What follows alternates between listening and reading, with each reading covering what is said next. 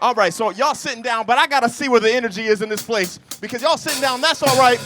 But I know you got some hands, so I need to see them hands in the air real quick. We gonna have a party real quick. Come on, San Diego. Oh yeah, we gonna get real warmed up in here. I know some of y'all just got here. You had some flights, you might be tired, but we gonna have a real party in San Diego real quick. Hey, come on, 1, 2, 3. Hey, come on and put those hands in the air. And wave them like you just don't care. Now, if you came to have a good time this week, let me hear you say, oh yeah. Let me hear you, oh yeah. Keep it going, oh yeah. One more time, oh yeah. Keep it going. Hey, come on and keep them hands up high. And wave them from side to side. Ladies, if you looking good, let me hear you say, all right. Let me hear you, all right. Hey, all right. Now somebody scream. Hey.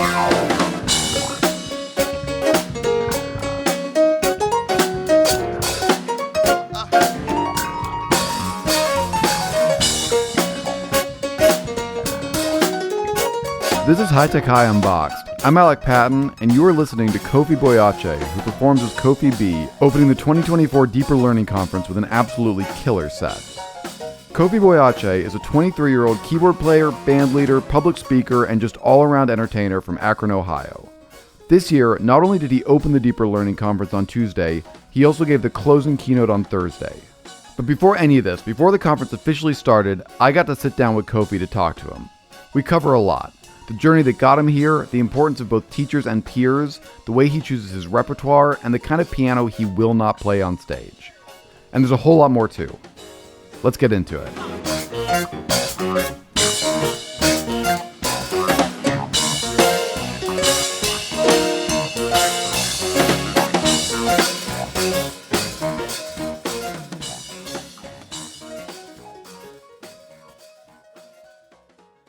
Do you have a memory of being excited about music, like as a kid, just being like, oh, this is something special? Music kind of came into my life at a time where I needed it the most, just within a situation at home with my family not being the best. So I needed something to put my time and my energy toward. So I think when I was introduced into music, at first I didn't necessarily gravitate to it as easily as I think most people would, but there was something about the knack of getting better at the instrument, and there was a process, and that just, I don't know, it just hit for me one day where everything kind of was starting to click. I had taken private lessons at, I think the first week we went from beginner's books, second week we were still in beginner's books, third week we were still there, but then within that 4th, 5th, 6th week, intermediate, advanced, it just something clicked within that moment. And I don't know what it was. Maybe it was just the purpose of what I was supposed to do, but the rest is history from there. But you say like initially it was like a little bit didn't click the way you expected it to. Yeah, it was a heck of a learning curve. I mean, yeah, I did not know if that was going to be my thing, and but I just knew I loved entertaining people. Yeah, whatever that looked like. Whether that was me doing music. Before that, I was doing speaking. Even as a kid, I was speaking a lot, dancing too. So yeah, whatever that was. I'm curious about what it was when you had that initial kind of like, I don't know if this is for me. Why'd you stick with that? Right after I said that, I was in a group piano lesson when I was first introduced into playing. Right when I was about to leave, there was an assistant teacher. She pulled me aside. She said, the head teacher, Trisha, wants to see you. She went up, talked to my mom, and looked at me, and she also talked to me. She introduced herself. She shook my hand. She said, my name is Miss Trisha. I was like, hi, nice to meet you. She held my hand for like way more than I thought it was, the appropriate, not that it was inappropriate, but it was just a long time. And she was holding him, and then she just like kept looking at me. And then she took my hands and she looked at him, and then she looked back at me and she said, Kofi, I see something in you. At that time, I'd never heard anything like that in my life before. So I was like, what does this woman see? I think, she also said, I want you to stick with this, but more than that, I want you to trust in me. Trust that I can get you to that point that you're trying to get to in your life, whatever that looks like. As an 8-year-old, and knowing that I needed something, I just trusted that. I trusted that tutelage. It was the first time I heard a woman or any adult say, I see something in you. Growing up where I come from, those just aren't words that you hear people say like that, not off the top of their head. So yeah. I really took that and I ran with it. And I think that was a big thing. I always talk about that to people. There's two types of reassurance that we need. There's student-to-student reassurance as far as with how peers interact with peers. But then there's also an educator-to-student reassurance that's so important to making sure that we're providing that better paved path of progression for everybody to follow. Yeah. So that's like a pivotal moment, that uncomfortably long handshake. Yeah, well, yeah, it had to be. I mean, well, it'd just be pivotal, because I don't like shaking hands like that. But I mean, now I do it quite a bit. But at the time, man, as a kid, I was not. I was socially introverted. I was big on just being within the things that I thought were comfortable for me, and that was family, that was the home environment, and just being myself at home. And when I go out into the world, that's just me having to punch my clock in, if you will. That's how I looked at things. But she really helped me to see things beyond that. Yeah. And you were early on, this comes up in the documentary, I want to know, like, confirm this. So you were giving sermons at your house. Yeah, okay, yeah. So back when I was younger, I was a big talker. I don't know if you knew that about me now, but I loved to talk back then. And so back in that time, I would do I would have church in my home. Basically I'd just have my room, and I'd have some chairs set up, and I'd force my family members to come and listen to me. And I could go for as many hours as I wanted. Yeah, okay, this is what I was wondering, because the number 3 hours is just thrown out and left out there in the documentary. Sure. That's amazing. Yeah, I mean, well, it wasn't like I was saying anything profound, but Still, 3 hours is Yeah, I mean, I think there was something that, well, I'm glad that my mother never shut that down, because it's so easy to be like, oh, get away, you're annoying. Why are you talking so much? Boom, you just diminished a dream right there because of just a mindless observation. So there's something that was precious in the fact that she allowed that to be that moment, to where we can talk about it now and laugh like, yeah, I can't believe you guys really sat in that room for at least an hour before you got up and walked out. Yeah. It wasn't a big house, so it's like when you leave, I knew you left, but I didn't care. It wasn't about them being there. It was about me doing what I loved to do, and I was talking that moment. Yeah. So it wasn't quite, I see something in you, but it also wasn't like, cut that out, that's annoying. Of course. I credit my mom for that. She did that very well. She never stopped anything from being what it could be. Yeah. Always let us have that option or that courage to ask for more. That's what I like to phrase that as. Yeah. What do you mean by that? Anything in this world that is out of the norm, I mean, out of the ordinary, takes a level of courage to really actualize on it. And so, we never looked at as doubt as a thing that was going to hold us back. We looked at it as like a roadblock, but more so a signpost toward achieving the destinies that we want. Mm-hmm. For me, doubt is just confirmation that you're dreaming big. It's not about what you can't do in this world. I don't believe there's anything I can't do. I think my life has been comprised of believing in the impossible just enough to me think that I can do it. I've just always lived life that way. So I do credit my mom, but I also credit my brothers for that too. They taught that early on, because I got 2 older brothers that I learned about the ways that I can do things right and wrong through their actions. So there's just really not a level of uncertainty when it comes to what I want in this world. Mm-hmm. Not on my end, at least. Yeah. And what are your brothers doing now? Oh man, my oldest brother is a owner of a skincare line that he runs in Northeast Ohio. Freelance writer. He's written for most of the larger publications within our area in Ohio. And the other brother is my middle brother. He's in Orlando right now, owning 3 restaurants, I believe, out there. So has and they're all specialty restaurants. One is a Nashville hot chicken restaurant. The other one is a smash burger restaurant now, and the other one is a new one. I think it's a wing, just a genuine, it's called That Wing Spot. So he makes a lot of great wings. So if you like chicken, go to him. So you're a pretty driven group of brothers then. I would say so. Yeah, we're driven through the doubt, especially. I mean, we heard about the worst things you can hear growing up from our father, which is, for many people, you have a choice. You have the choice of, do I fold and believe those words of negativity that were told to me, or do I flourish and do I believe whatever I believe and do whatever I said I could do? We chose that, and we've ran with it. When do you think you made that choice? We made that choice when we were outside of our house, not able to open it because he had changed the locks and we were homeless. That's when we made the choice that whatever he said we were going to do or can't do could not be the reality. Mm-hmm. My mom made that choice at the same time too. So when you see life change that fast, it's a fight or flight mentality. And, I tell people now, because you could look at my journey now and think, oh, everything's so sequential.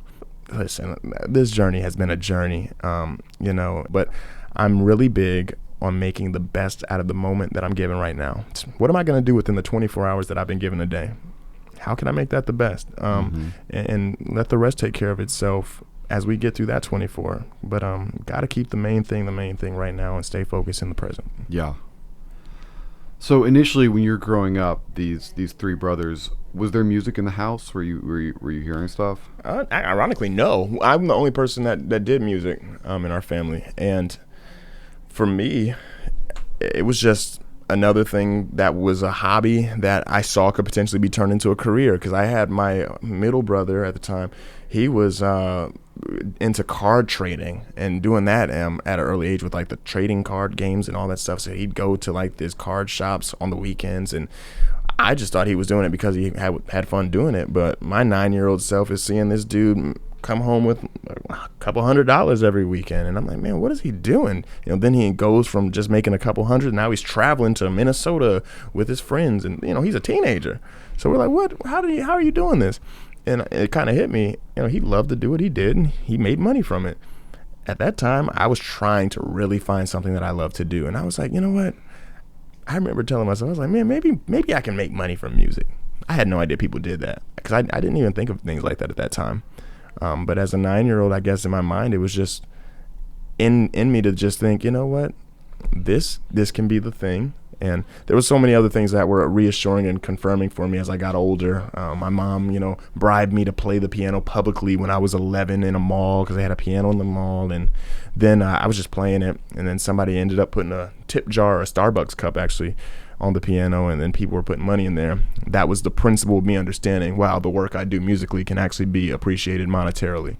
So that was the first step. Was that somebody's mall was that a public mall piano, or were you Yeah, which is also another weird thing. Growing up in Akron, Ohio, or even in the adjacent areas, to have a grand piano in a mall in that city is not the norm. Yeah.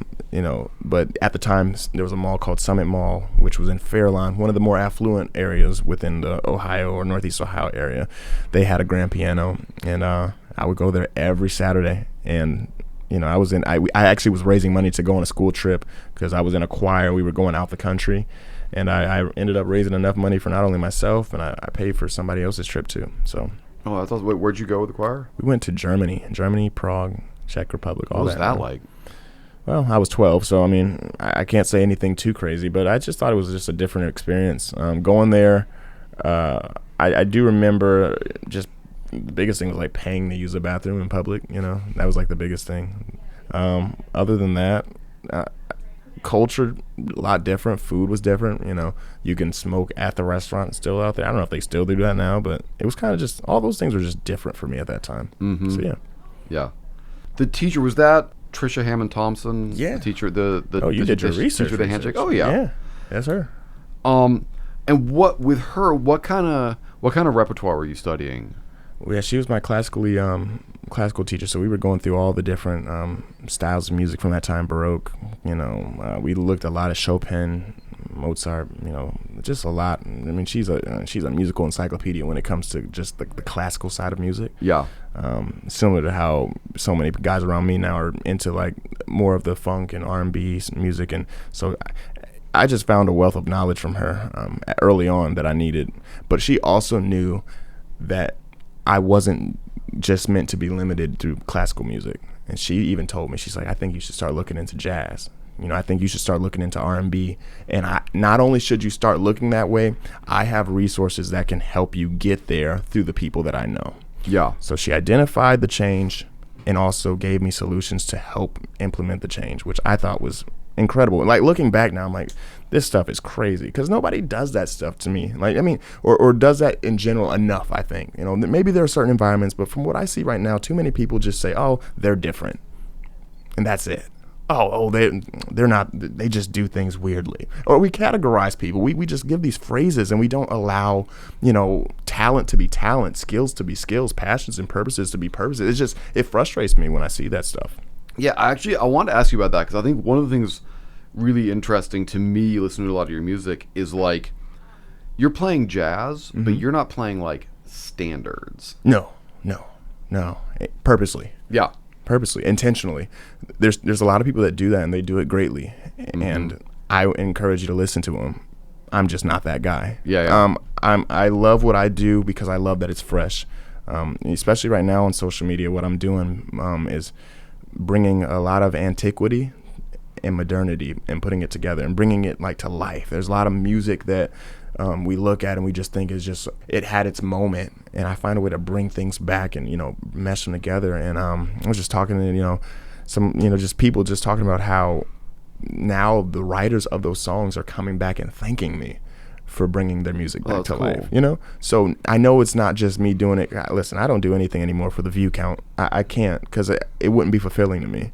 I do it literally I do it because I love to do it, but I know that if I can just unlock the mind of my generation as a 24-year-old into, hey, you like this person? Well, they got that because of this. I mean, if you like her song, Wait For It, it came because Marsha Ambrosius and Natalie Stewart and Andre Harris did Say Yes back in 2001 and released that.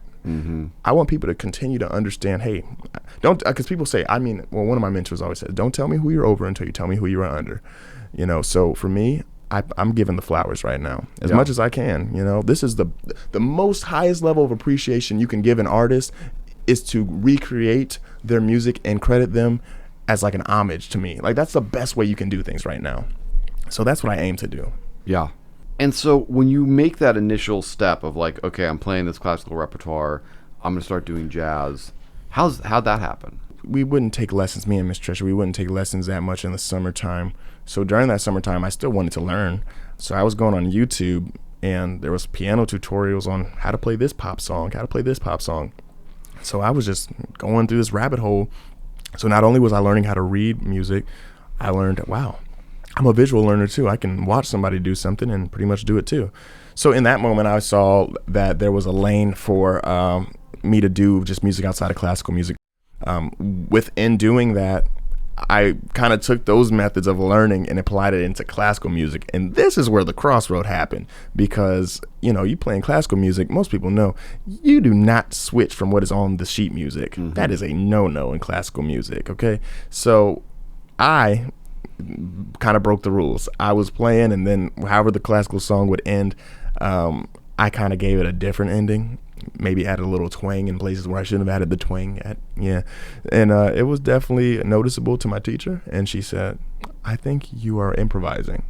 And there was nothing wrong with that. I love Miss Trisha because she always said, she would never say that there was one way to do something. Even if I was playing the song, in a different way, or had the wrong fingering that was listed on the sheet music, she would say, I think you should try doing this.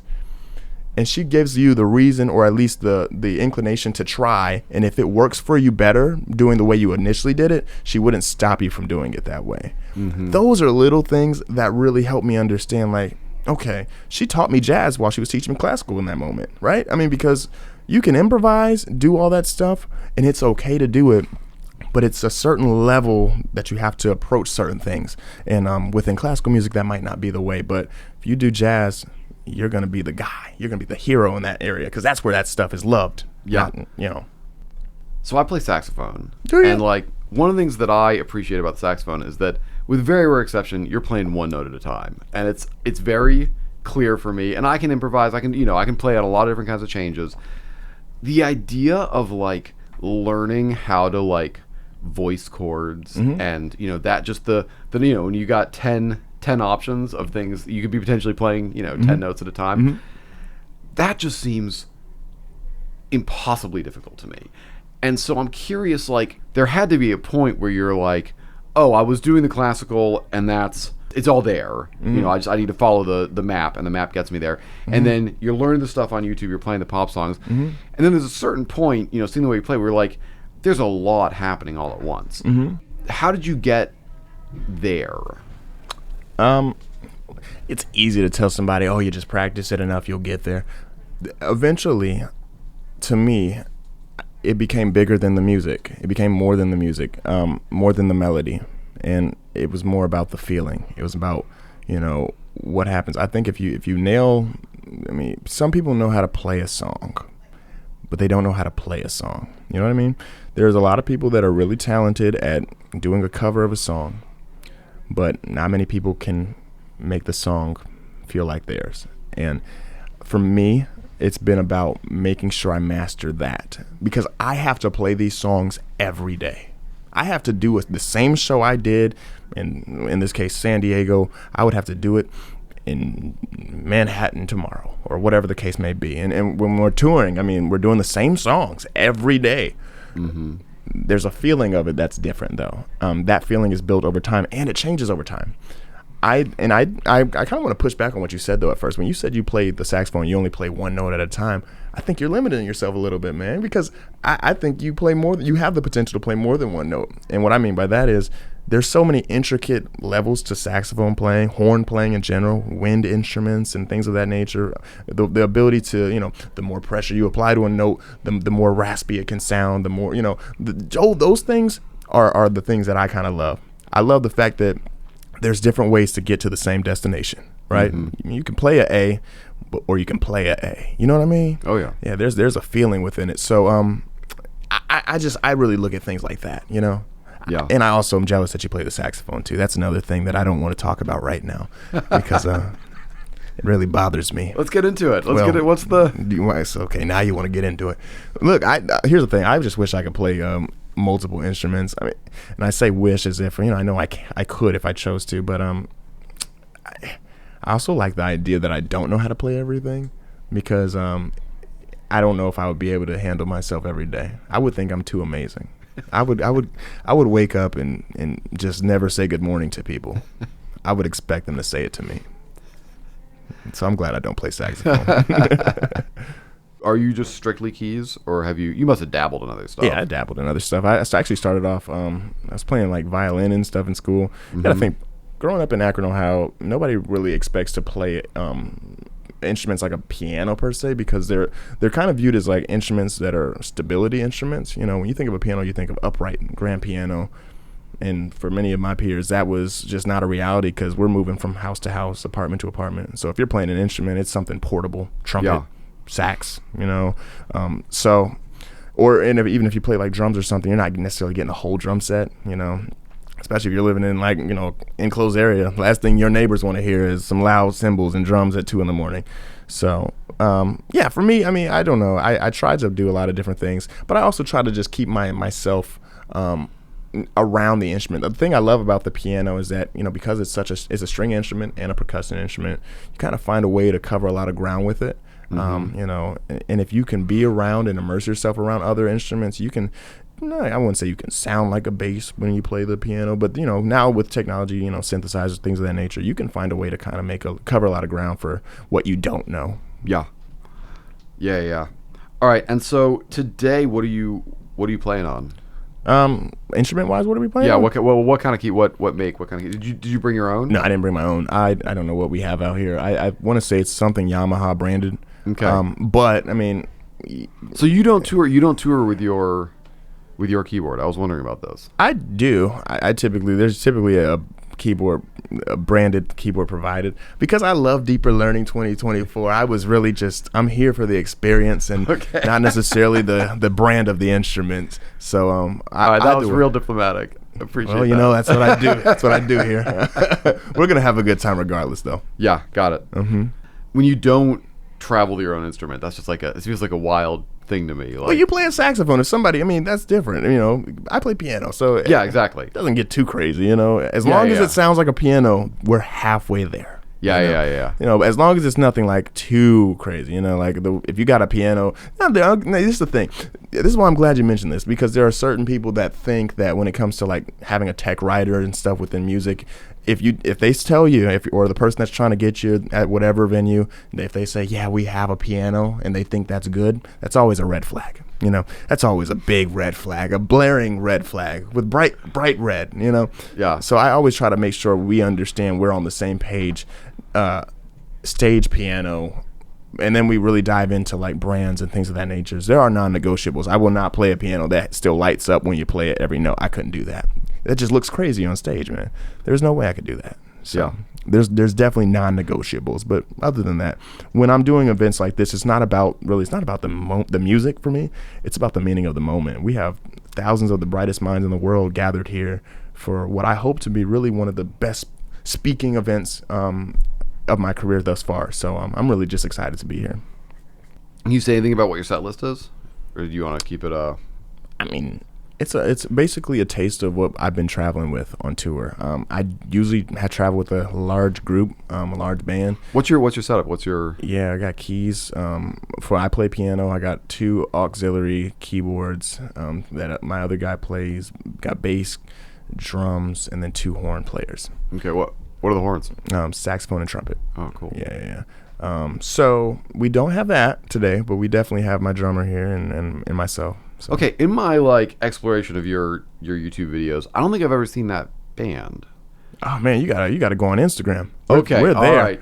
We're there. I mean, a lot of my content is definitely shifted toward short form content right now because I know less is more on the algorithm. They love that. Mm-hmm. So I'm really big on just giving people snippets. But the shows are our shows, man. Yeah, we have a whole crew and we be playing.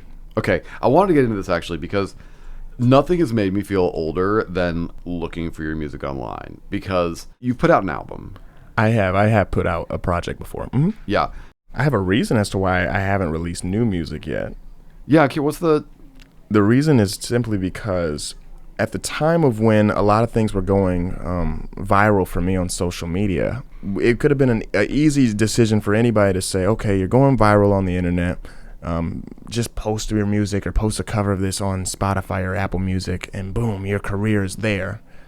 I did not think that was the way to go. There was also another way, another mindset within the algorithm that Instagram was introducing reels, bonuses, and things like that. They were paying for content to be on their platform. So beneficially or business-wise, it was better for me to do that in that way. But also, I didn't want to lose people from going to one platform to another platform. I wanted people to know, hey, you can find what I do on my Instagram page, because what that would do would lead to moments like this. So now they're finding my music, but then people also found my public speaking abilities, so it opened the door to so much more than just making a song, getting 10,000 streams and making $5.22 on it, right. If that, because that's a lot of money for 10,000 streams.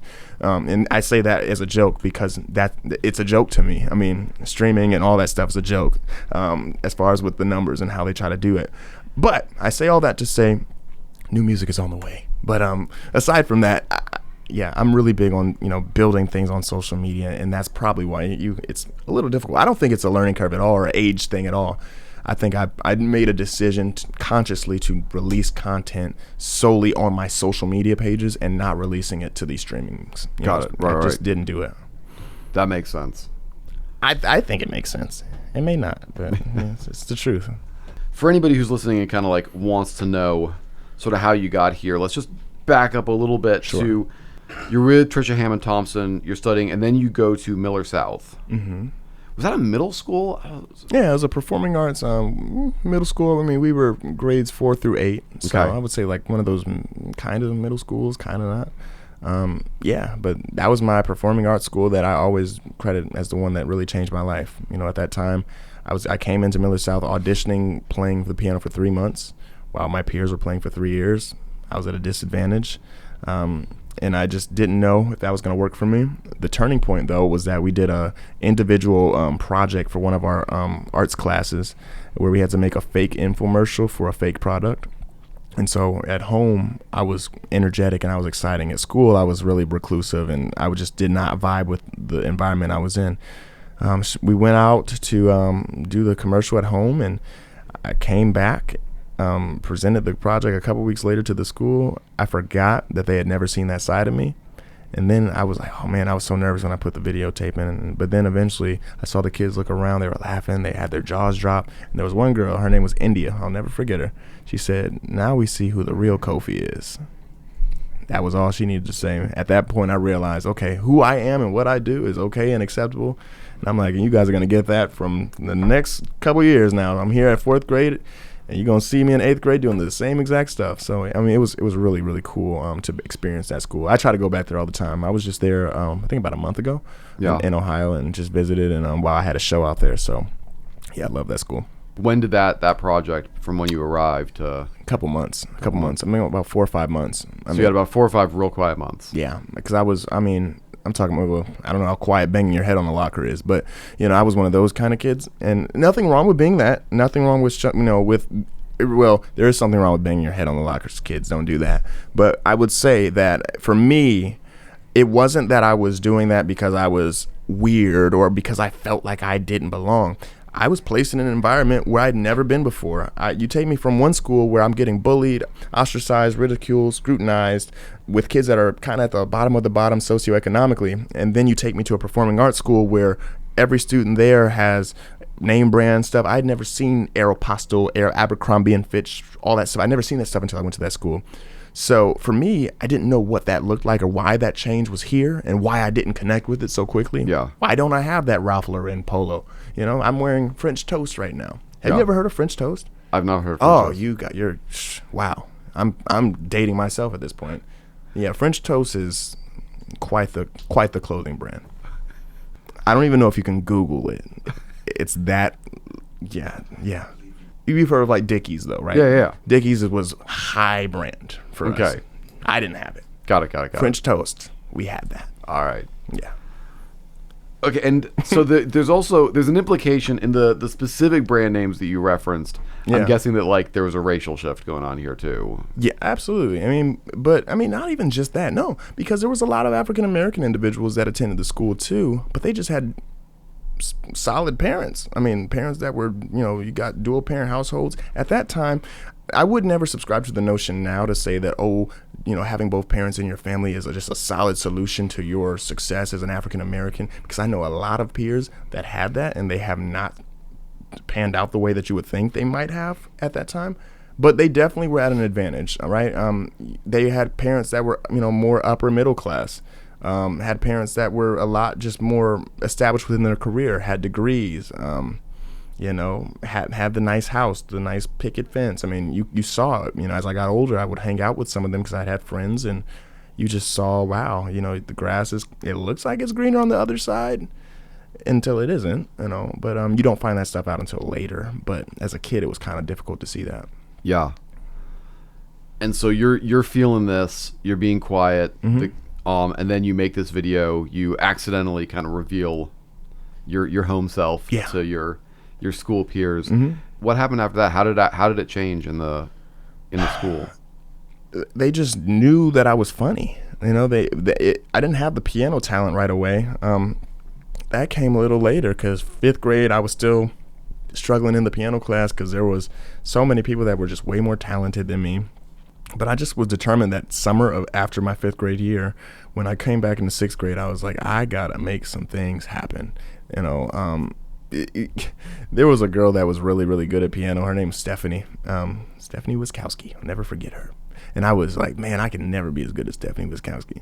Stephanie ended up going to an all-girls school for her 6th grade year. So she left the school. And maybe it was like a blessing in disguise. She got her opportunity to be in a new environment, and I got my opportunity because I was like, now I can finally try to be a star here. I don't know, because I definitely thought like it was just hard to really. It was hard for me to really think that I can do the things that I was doing. But then her exit kind of was the beginning of my arrival. If you make it, yeah. But I love Stephanie. She's great. She's a great person. Do you know she's still playing? I don't know. She was playing really well for a long time. She actually did. I think she did Carnegie Hall when we were in high school or middle school. But I don't know if she plays like that now. Got it. Yeah. But I think she's like into nursing or dental or something. Career shift. But yeah, I'm sure she's good at it. The kind of most confusing, I think, for me, thing in your journey here is going to the University of Akron at age 15. Yeah. So you go to the jazz program. Mm-hmm. Was that like, I'm going to high school and I'm going to the University of Akron for some classes, or is that like literally I am a college student? I'm a college student. My brother went to the university. He went to Akron Early College High School. So it's an early college program. But I was in my 8th grade year, and I was excelling a lot musically at that point. My teacher, Miss Trisha, we were still doing lessons, and she was a Suzuki style teacher. She Suzuki training. So the theory concepts that she would introduce to kids was stuff that she already taught me what I needed to know in high school by the time I was 9 years old. You know, so I was like, okay, well, I can't go to high school and try to be in the music program. I auditioned for one school back in Akron. I'm literally telling the teacher what to do next in the audition. She even looked at me and said, "This is not your school." And this was the top performing arts school in the high school area, for us in Akron. So the next best bet was college. I mean, it had to be. So my brother was a big networker, big marketing guy at the University of Akron College of Business, and ended up being at one of those. Is this the skincare guy or the restaurant guy? No, it's the restaurant guy. Okay. Yeah. So we ended up going to, he ended up going to a networking event and met the director of music at the University of Akron. He said, "Hey, I got this little brother, and he can't just play the piano. He can play the piano. And I just think that he should probably look to go here for his higher learning, because whatever high school he goes to, it's not going to be the best environment for him." And I ended up meeting with Dr. Nichols, Brian Nichols, at the University of Akron, and he said, "We've never really done something like this before, but I think we can try it out."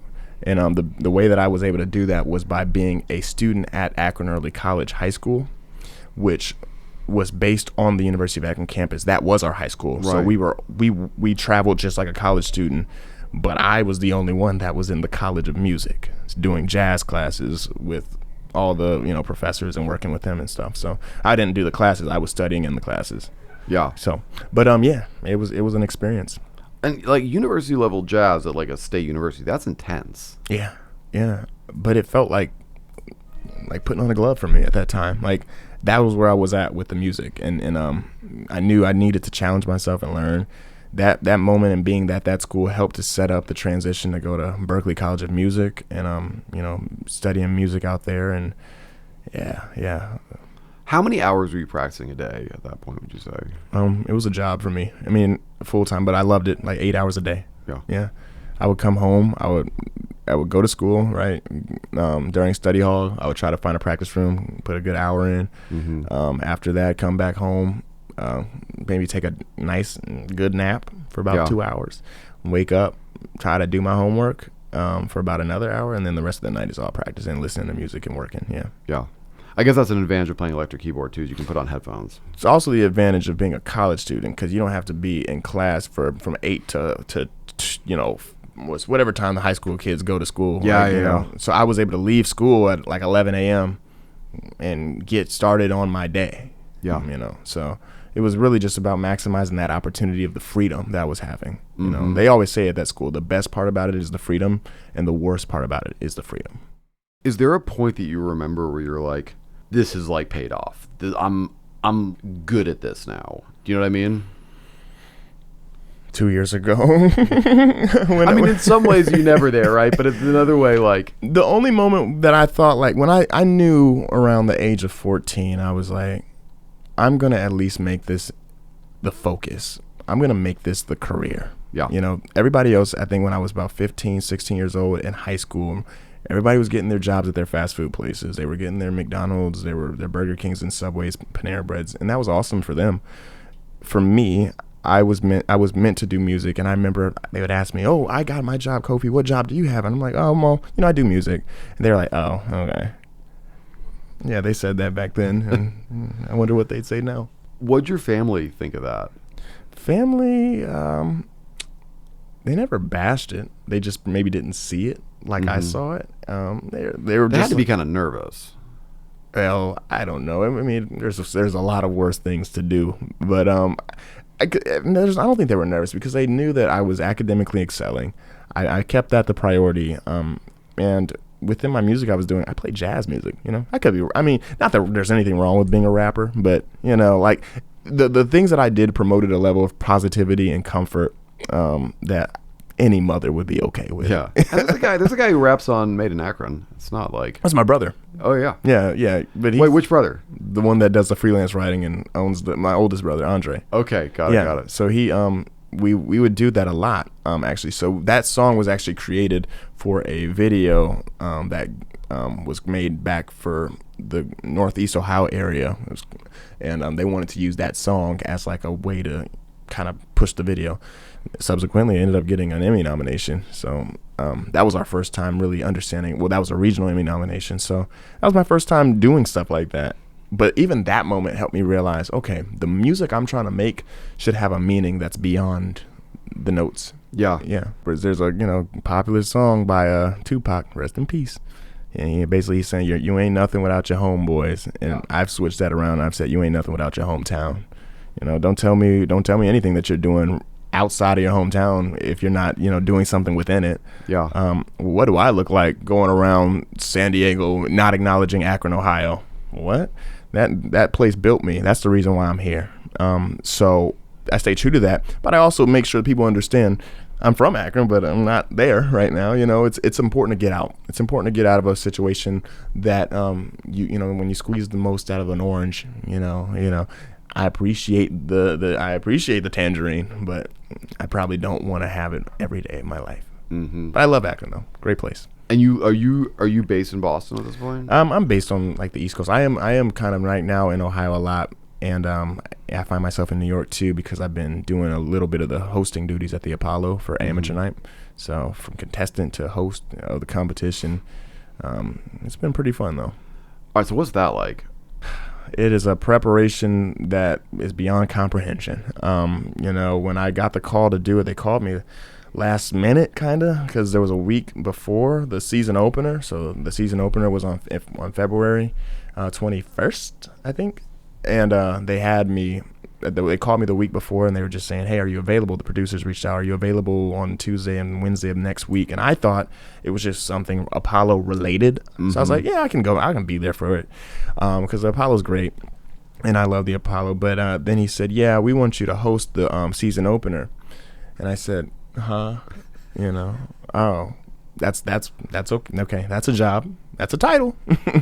So I did it. So I was nervous. But I had less than a week to prep. Actually, the day of the dress rehearsal, which was on that Tuesday, I came in. They were like, "You ready, Kofi?" I'm like, "Yeah, I got my script. You sent me the 3 pages." He said 3. He said, "There's no 3 pages. I sent you 20." I said, "Well, where's the other 17 at?" So literally that whole day, I had to memorize 17 other pages of this script and pretty much know it as well as I could, because the crowd, 1,500 people don't know that you just got the call. And that's not a famously easygoing crowd. And they'll boo me. I'm the host. They didn't boo me, of course, but it's just like anything goes to that place. So, you have to be ready for that. Wow. Mm-hmm. That's cool. All right, kind of piecing together your story. So you go to Berklee College of Music. You were raising money for that. That was like that was before COVID, right? I raised money before COVID, and then when the pandemic hit, I was trying to raise money to get back there because I had to really funnel all that money toward being an actual resident of Boston. I had a job out there, a salary job, playing at a church. That was helping me a lot, but I still wanted to make sure that I could get back there. So. Yeah, I was doing my best to raise the money to get back there. Got it. Mm-hmm. Are you still at Berklee now? No, I'm not. Kind of when the pandemic hit, that was the end of my Berklee career. Right.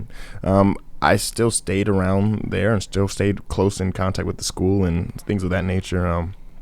But when the pandemic hit, paired with when things started going viral on social media, it was like a switch there was a lot that happened in the post-pandemic reality of music where you started to see a shift in like going to school for this as opposed to posting gets you to the same destination, if not very much farther than the student that spends the 4 years spending $75,000 a year. Mm-hmm.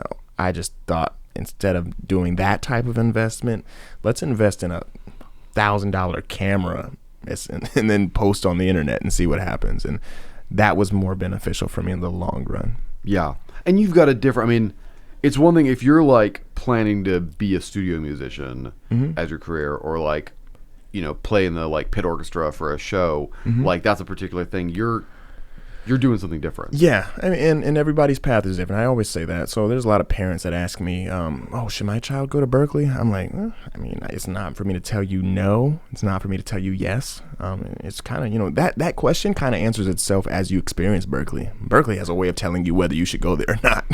What do you mean by that? Well, I mean, the tuition it'd be tuitioning. I'll tell you that. And then also pair it with the experience of being there.